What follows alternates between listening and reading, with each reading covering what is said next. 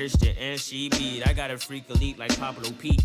980 the Neo folders where the Charlotte Leagues. 252 for the What up, Greenville. y'all?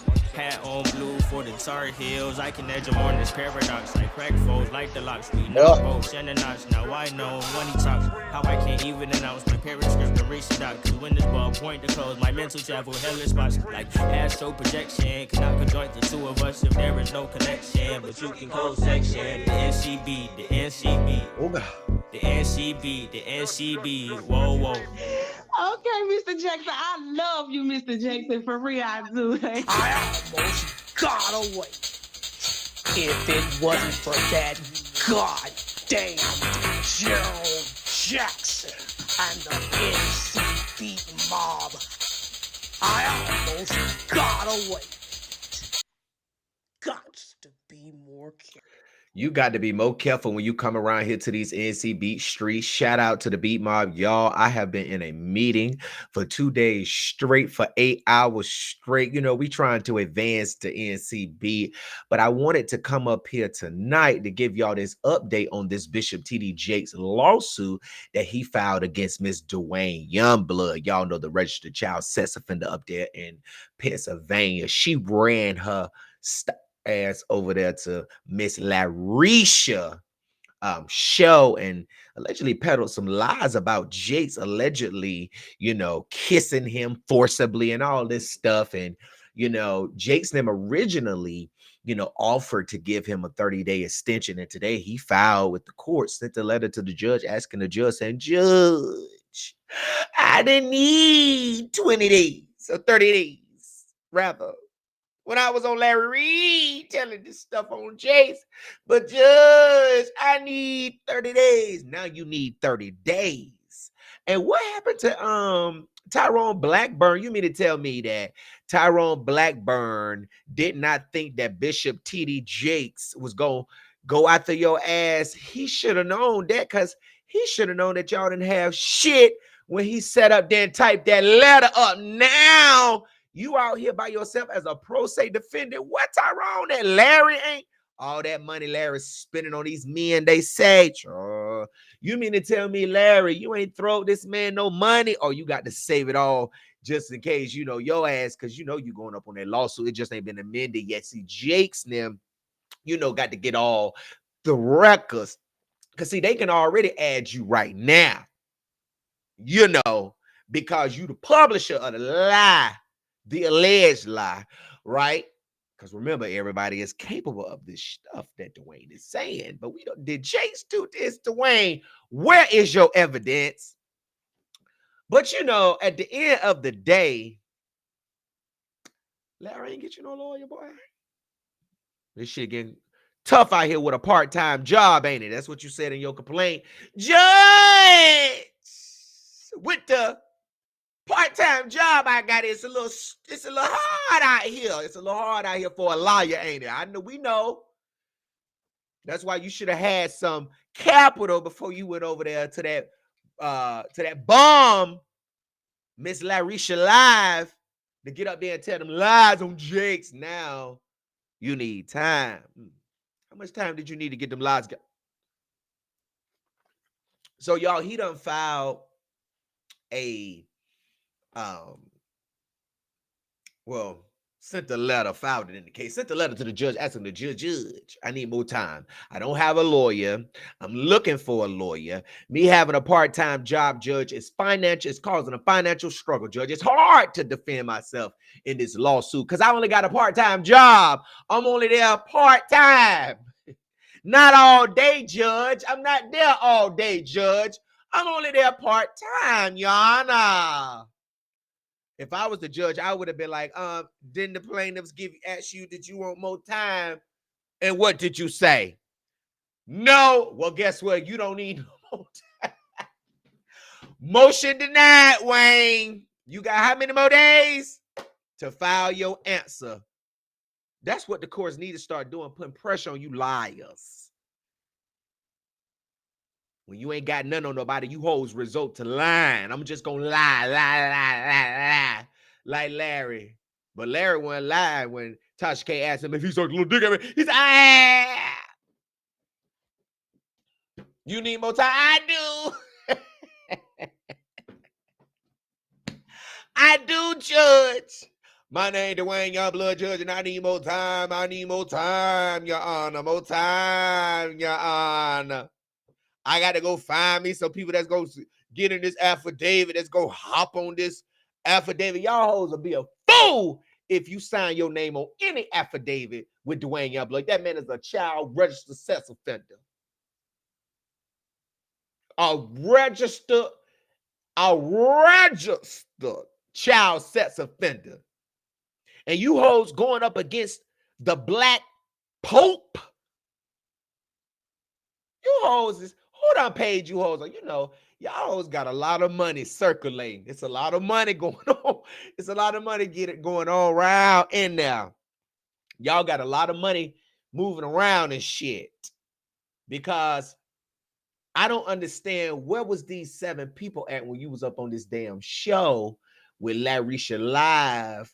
Where is this admission that you claim Jakes made when you was up on that show? Why you hoes wait till y'all get sued to start finding evidence? Do you have it, or you got somebody making it for you? Which one is it? Because if you had it, you would have came out with it in the beginning. You ain't be dealing with this if you just would have brought it out. Y'all, let me listen. This is what this man is alleging about Bishop Jakes. Kind of close with Bishop Jakes. And we decided in one of the times he was there, it was going to be his birthday. I was able to convince my mother to let me drive her car, as I didn't have a vehicle. I said, well, we're going to take him out to eat. I want to drive your car.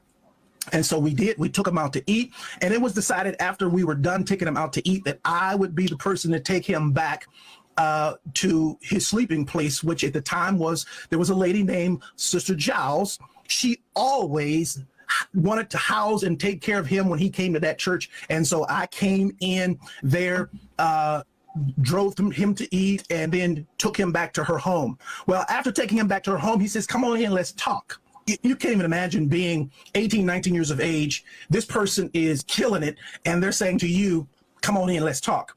And so I did. I went in. We sat down at a very long dining room table in a room that she had. And for 2 hours, it was unbelievable. Pouring of heart, crying, him talking about my father. We talking about these scenarios. And I inwardly just knew I had finally found someone who could get it.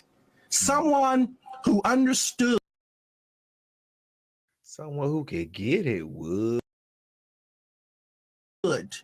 I'm sitting at this table, and for the first time talking to any man, I got tears coming down my face because somebody gets me.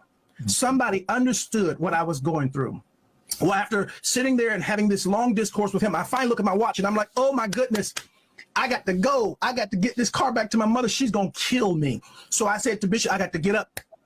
And I got up from the table. He got up from the table. He walked around toward the way I had to exit quicker than I got over there. And when I started to walk past him, he pulled me to himself, wrapped his arms around me, and tried to kiss me. And in that moment, I literally died. I could not. I tell you, if you died, why are you still here? Oh, was it a holy kiss? Is you confusing this kiss with a holy kiss? Because don't the Bible say greet everyone with a holy kiss? Maybe he just wanted to give you a holy kiss on the way out. Dang. Let me see what the Bible say about a holy kiss. Maybe it was a holy kiss. It's sometimes called the brother kiss, the sister kiss. It's a sign of an innocent affection. It's a way to express genuine and sincere affection. It's also known as the kiss of peace or kiss of charity. The phrase greet one another with a holy kiss appears in the Bible in Romans 16:16, 1 Corinthians 16:20, 2 Corinthians 13:13, 1 Peter 5:14. The holy kiss was practiced in the early church, is what it says, to confirm the bond of love between believers in Christ. It is implied that no elite group exists, that all were equally loved and accepted, and all men are accepted by God. The practice of the holy kiss has adapted to various culture contexts over time. Now, let me just ask you this. Was it a holy kiss? And you know, maybe he wasn't greeting you with the holy kiss like the actual Bible said, you know, greet one another with a holy kiss. But was it a holy kiss for you to go to leave? Or did the bishop really snatch you up and grab you? Why would the bishop want to grab somebody like you, Wayne?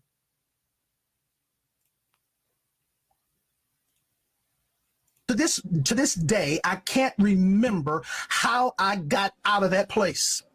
But I remember driving home with all kinds.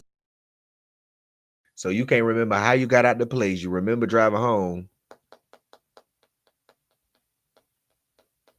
I mean, excuse me. You remember the ledge. Come here! Ah! But you don't remember how you got up out of there. But you remember how you got home. Okay. Well, you had to get up out of it. Of crazy thoughts and what in the world am I going to do now? And I finally get home, get in the house, get in the bed. I'm going to try to go to sleep. And I get to sleep and get up in the morning. And in the morning, I step into our bathroom and my home phone rings. My mother answers the phone and she says to me, Wayne, it's Elder Jakes. And I get on that phone. Do you still have a call log, sir, from Bell South? And when I get on that telephone, I can hear water. He is sitting in a bathtub. And in that thing, he says to me, without any hesitation, there's 3 things I need you to do. The first one is, when I come to Pittsburgh, you're going to be the only person I sleep with.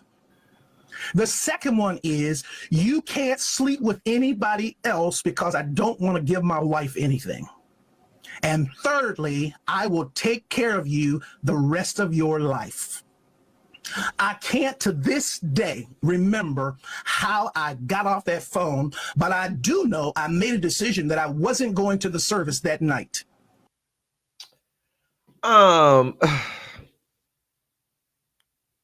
So you mad because Jakes ain't taking care of you for the rest of your life? Is that why you coming out now with all of this shit? Because what is the point? You say you've been in your letter to the judge, which we're gonna read in a minute.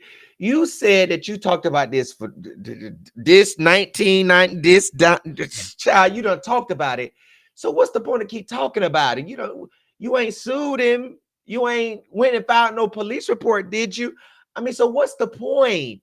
Everybody want to come out when somebody else, when a person going viral about something, everybody want to come out the woodworks and throw their little 2 cents in. But it's like, where was you at in the 90s at all these years that you put in this letter to the judge? Where was you? Like, why? I'm just trying to understand. We know where you was at talking about it, but it's like, why didn't you pursue it civilly? I'm just confused. And eventually I told my mother, I'm not going to go to service tonight. She says, no. You know, we got a rule in this house. If we go, you go. I never told her what he had done. I went to church, and the most humiliating thing imaginable happened that night at church. Bishop Jakes, getting up to preach, speaks into that microphone. I'm going to ask young minister Youngblood to read for me. And after all of that drama of the last 24 hours, I had to read before he preached.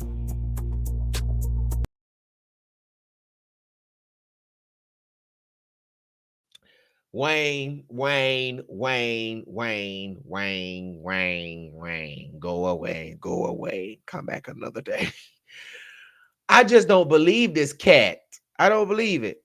All right, so Duane Youngblood filed a letter with the court sent to the judge where he is asking for 30 days to come up with a response.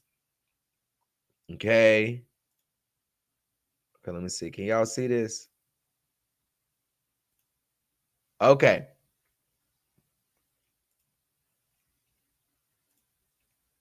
All right.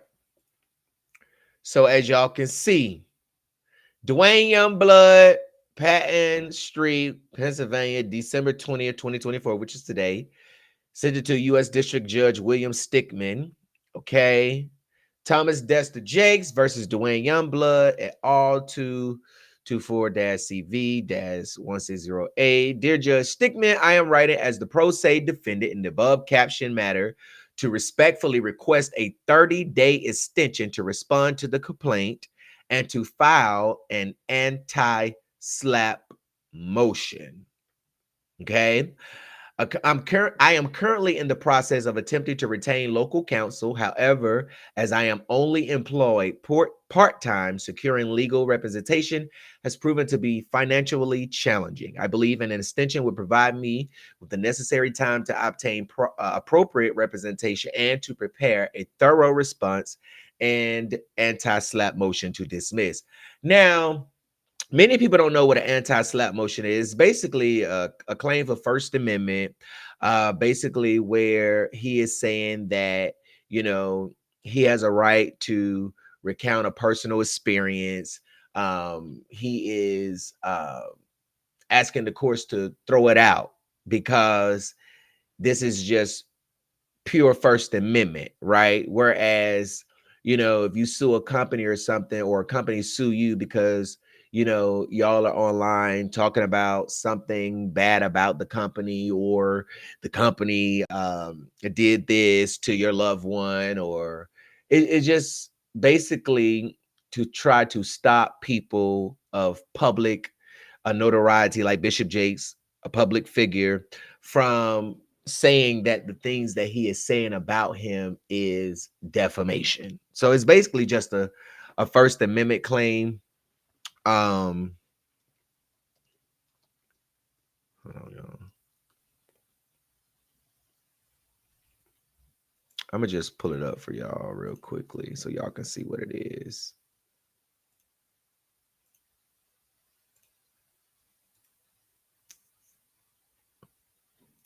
Okay. So it says an anti-SLAPP or strategic lawsuits against public participation law protects people from meritless lawsuits that target their free speech right. Purpose: anti-SLAPP law prevent people from using lawsuits to intimidate or silence criticism. They also discourage the filing of SLAPP suits, which can be expensive and chill protected speech. In an anti-SLAPP case, the defendant can file a motion to dismiss the case if it involves protected speech on a matter of public concern, which is what he's saying, that this is a personal experience. It's merely him basically covering it, I guess. But that's where I'm confused at, because how is this of a public concern? You get what I'm saying?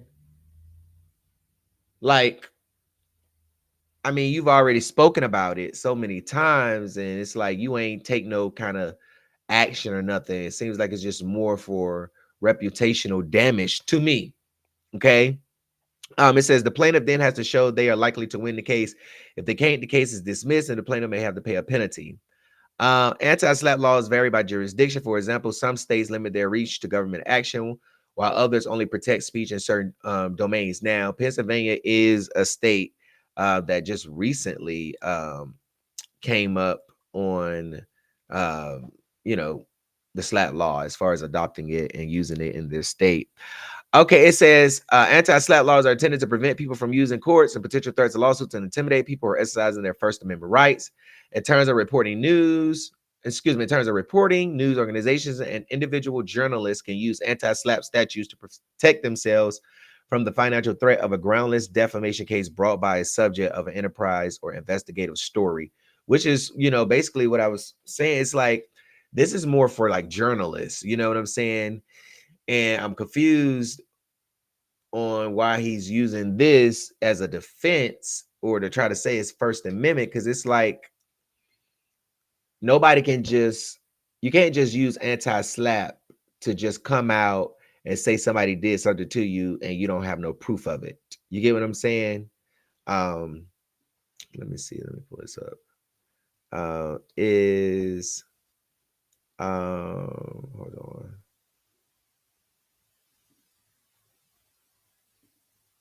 Okay.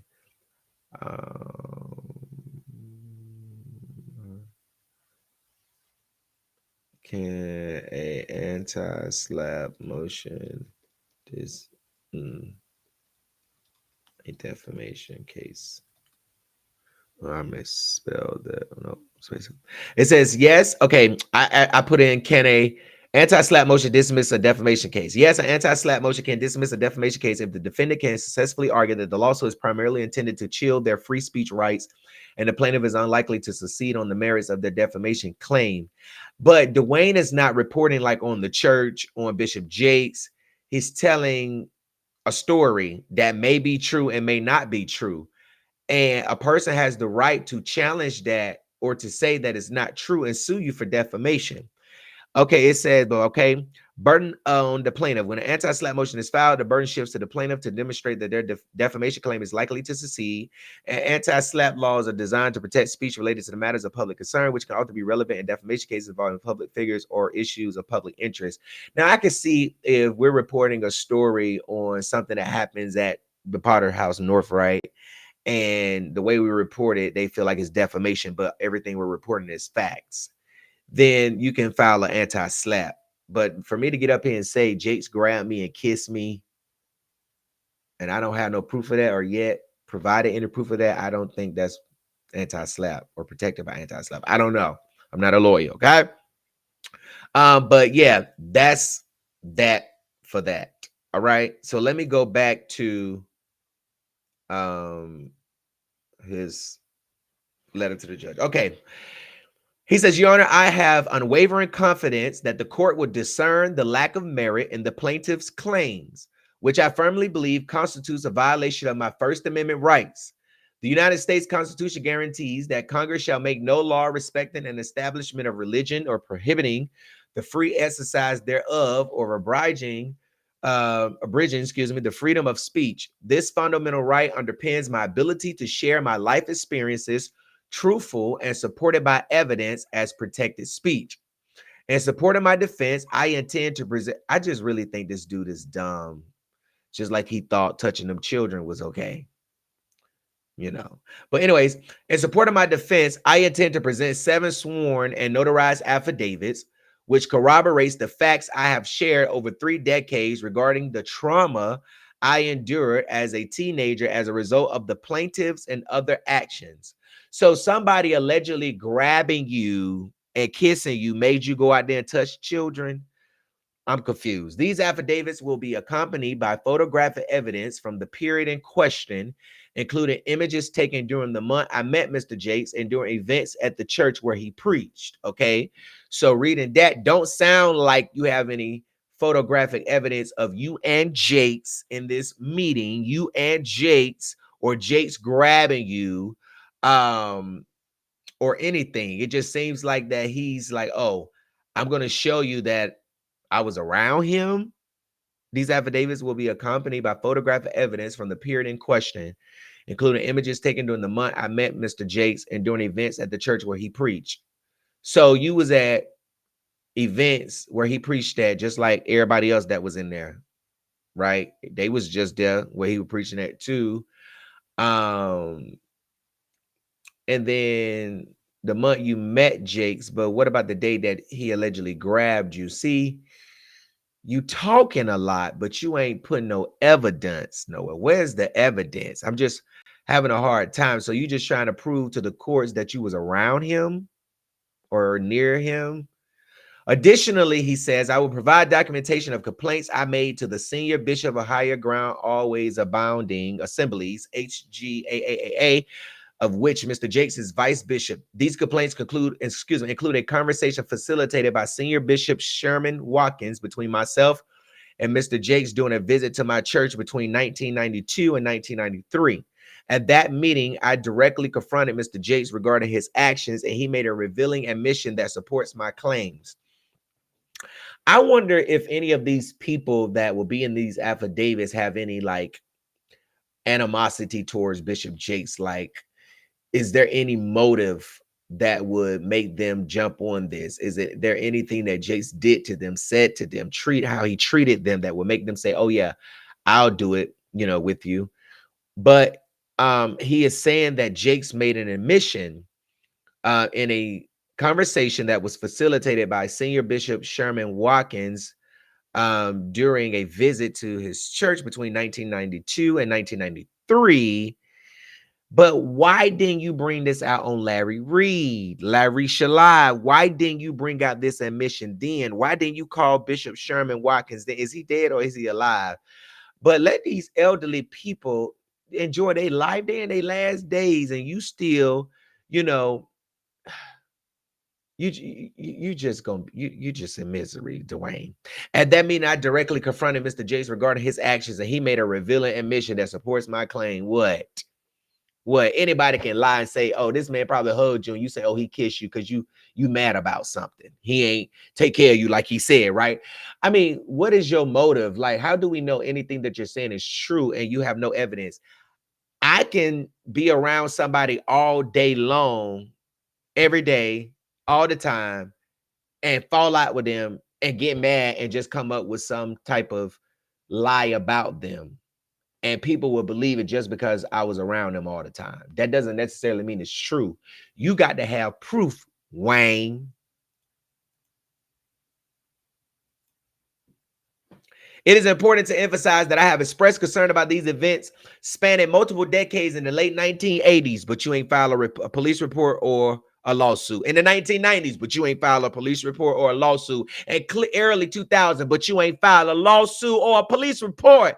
Despite my consistent and public recounting of these incidents, Mr. Jakes did not see fit to file a defamation lawsuit against me during any of those years. This inaction suggests that Mr. Jakes himself recognized the validity of my statements or deemed them unworthy of legal challenges at that time. But listen, maybe he said, oh, I'm gonna let it go. Maybe he said, I ain't gonna worry about it. But now you bringing it back up, which is what I said. What is the point? And you ain't filed no police report or no damn lawsuit. Furthermore, it is telling that Mr. Jakes actively participated in my 2004 ordination as a bishop in HGAA, serving as one of the consecrators despite his full awareness of my public statements about his actions. But you stood there. But you stayed there and allowed that to happen. You stayed there and allowed him to participate. Ain't no damn way I'm about to stay in no space where somebody done grabbed me and kissed me. Jakes, he just wanted you to kiss him through the phone. Okay. Furthermore, okay, blah, blah, blah, serving as one of the consecrated, blah, blah, blah, blah, but you were still there. These facts highlight the baseless nature of the current lawsuit. And further, how is it baseless when you saying something about this man and you don't prove it?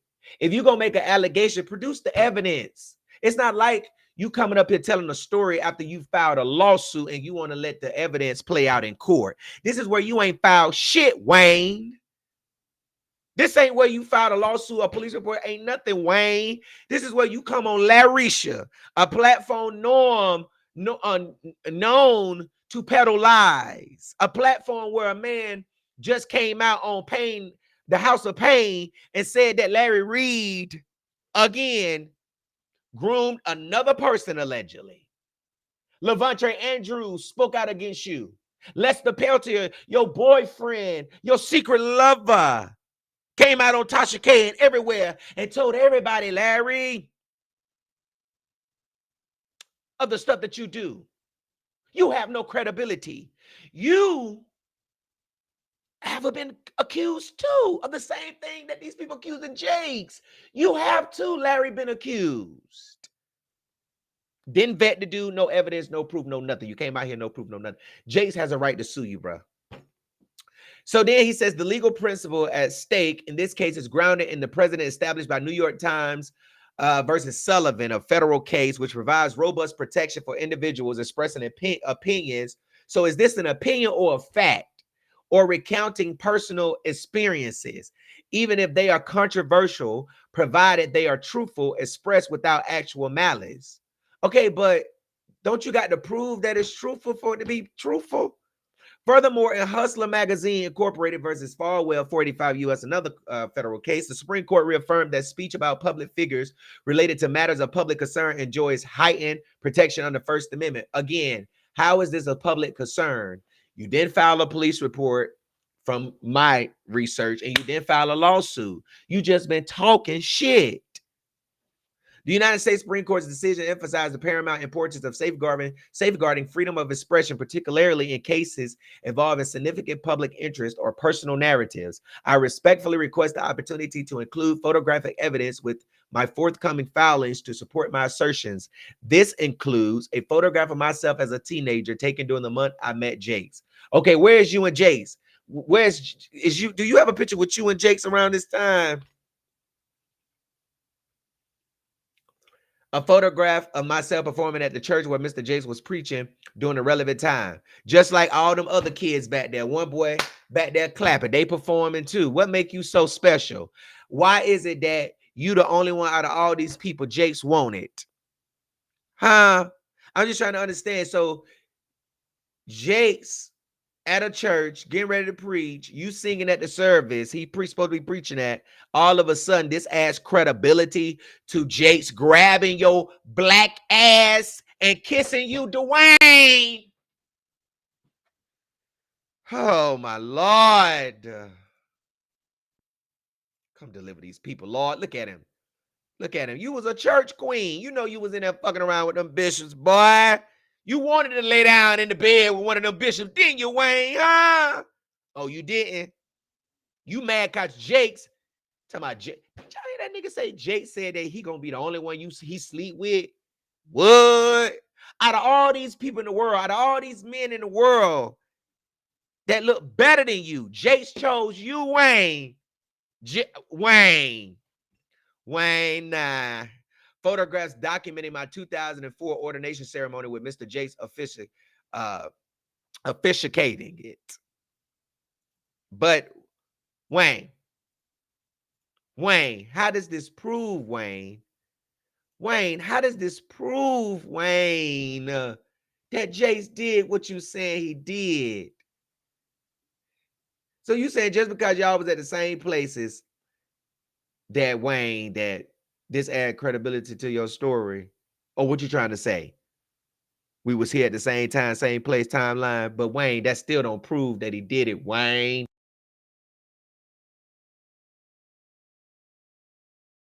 So he was officiating your wedding. Not your wedding, Wayne, because you are married to the registered sex offender list, baby. You are married to that, okay? You are married to that. But so he was officiating, okay, your ordination ceremony. And this supposed to prove what? That Jace was just there officiating, right?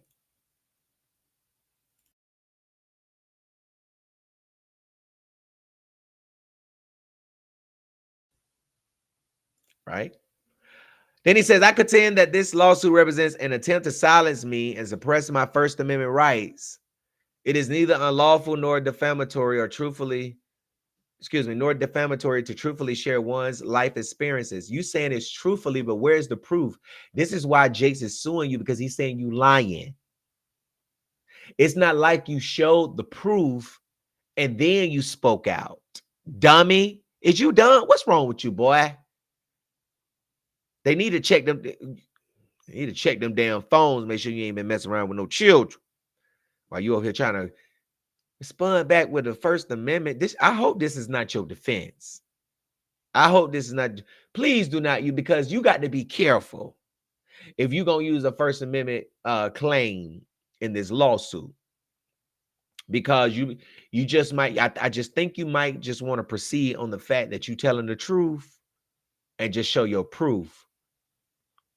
Okay, because I think this gonna be, if this is how you proceeding, boy, you're gonna be in default real fast. I just really think the judge gonna just dismiss this. I just don't see you making anything out of this with this First Amendment claim. He said, it is neither unlawful nor defamatory to truthfully share one's life experiences, as I did during my interviews on October 28th and November 3rd, 2024. Plaintiff Jakes has used his position to harass and target me throughout the years, and as recently, November 3rd, 2024, had his son, Jermaine Jakes, reach out to me and threaten me on social media. Again, he's making a claim he has no proof of. Where is you included the message that Jermaine Jakes allegedly sent you. How do you know it was Jermaine? Maybe it was somebody else on his Facebook page. I mean, these are the things you got to really prove, right? Or that they can challenge. But how do you know, or how can you prove, Wayne, that Jake said, "Hey son, send Duane Youngblood this message," or is Jermaine acting on his own as a result of you speaking out against his dad? I'm just trying to understand, how can you prove that Jake's used his position? How does using a position to harass you through his son is any type of proof or evidence to the claim that you made, alleging that Jace grabbed you? I'm just trying to understand. I don't really understand where he's going with this letter to the judge, and some of these things that he's putting out to try to get bloggers and people that who uh Larisha associate himself with to talk about it and make him seem like he got something. But sir, let me be the baddest blogger and tell you, bitch, you ain't got shit. This ain't nothing. And he said, as recently as November 3rd, 2024, had his son Jermaine Jakes reach out to me and threaten me on social media. This threat is what led me to seek out legal counsel, as I was and am in fear of my life and safety. Legal counsel for what? To send Jakes a demand letter for $6 million? What lawyer? Why that lawyer ain't representing you? Why can't you get back in contact with them to represent you now? I mean, legal counsel for what? He says, as I was and am in fear of my life and safety upon information and belief, Bishop Jakes and his family have a reputation of having individuals who challenge them or expose their dirty dealings disappeared throughout the years. And then he got this message from, allegedly from Jermaine Jakes, dated November 3rd, 2024, question mark, question mark, question mark. You might be in dangerous territory, Duane. Just be careful. And it sounds like that. It doesn't sound like that's a threat to me. It sounds like that Jermaine probably heard something and he's saying, just be careful. That's what he's saying. Don't sound like, hey, you keep fucking with my dad, I'm gonna beat your ass. I mean, it don't sound like a threat to me. Reading it, you know, doesn't sound like a threat to me. So, Duane, you might want to do a little bit more of trying to, add some proof, some exhibits. We need some proof. How can you tie this into Jake's? How can you say that Jake's put his son up to do this? And that would mean that Jake's is just saying, be careful. You might be in dangerous territory, Duane. Be careful. I mean, I don't understand how he's trying to make that be a threat. Okay. But that's what Duane's response is. He want more time. The attorney's already tried to give him more time. People are saying that he has some explosives to put in here in his response, salacious stuff. But if these are dealing with other people, allegations against Jakes, I don't see how that's relevant to the lawsuit at hand. The lawsuit at hand is that Jake's them is suing you because they say you're lying. They laid you out in the lawsuit saying you are lying on Jake's, and they have sent subpoenas to get the records of communications related to the lie that you published on the dates that are listed in the lawsuit. So who is these 7 people? Are these 7 people that know about the situation? And I mean, I just don't understand where you're going with this, Duane, especially with this First Amendment claim. I just would have responded back with this is the truth, and then go that route with the affidavit. Okay, are these AI robots that's gonna be in these affidavits? Are these some people that Larry should have got up and put together? Who are these people? Are these people that's gonna say, hey, he did it to me? Because it would be irrelevant. It would be irrelevant, Duane. But whoever's giving you any type of legal advice, have them, file a notice of appearance in this case to represent you. You in trouble. Larry Reed is under pressure. You in trouble, Duane. And good luck to you. Thank y'all so much for tuning in. Peace.